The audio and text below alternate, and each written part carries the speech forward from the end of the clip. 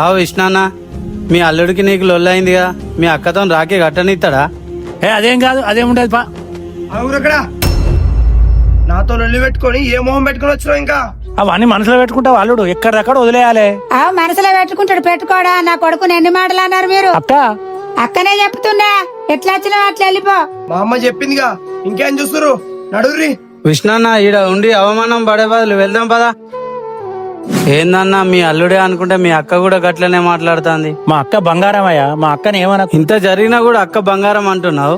తమ్ముడు ఆగక్కడ, అక్కడ అట్లా మాట్లాడినందుకు నన్ను సేవించు తమ్ముడు. నేను అట్లా మాట్లాడకపోతే నిన్ను ఇంకా అవమానించాడు, అందుకే నేను అట్లా అన్న తమ్ముడు. నాకు తెలుసక్క నీ మనసు వెన్నా అని. నాకు రాగి కట్టవా అక్క?